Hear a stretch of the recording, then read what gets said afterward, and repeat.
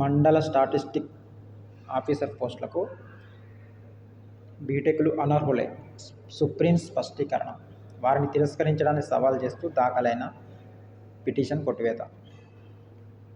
రాష్ట్రంలో 474 మండల planning and statistical assistant statistical officer పోస్టులకు బీటెక్ విద్యార్థులను అనర్హులుగా ప్రకటిస్తూ తెలంగాణ హైకోర్టు ఫిబ్రవరి 15న ఇచ్చిన తీర్పును వ్యతిరేకిస్తూ 13 మంది అభ్యర్థులు దాఖలు చేసిన ఎస్ఎల్పీని సుప్రీంకోర్టు కొట్టివేసింది.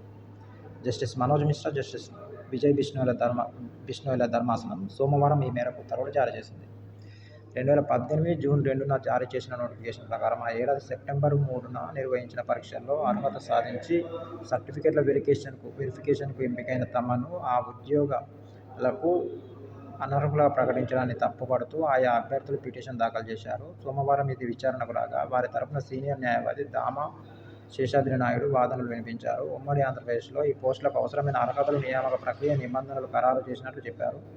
దాని ప్రకారం స్టాటిస్టిక్స్లో బ్యాచిలర్ డిగ్రీ లేక ఏడాది పాటు స్టాటిస్టిక్స్ సబ్జెక్టు చదివిన బీటెక్ కంప్యూటర్ విద్యార్థులు అర్హులని పేర్కొన్నారు. ఆ వాదనలతో జస్టిస్ మనోజ్ మిశ్రా విభేదించారు. ఇక్కడ అర్హులైన అభ్యర్థులు ఏడాది, 2 ఏళ్లు, 3 ఏళ్ల స్టాటిస్టిక్స్ కోర్సు చదివి ఉండాలని నిబంధనలు చెబుతున్నాయని, పిటిషనర్లు 6 నెలల కోర్సే చేసినందున అర్హులు కాదని పేర్కొంటూ పిటిషన్ను కొట్టివేస్తున్నట్లు ప్రకటించారు.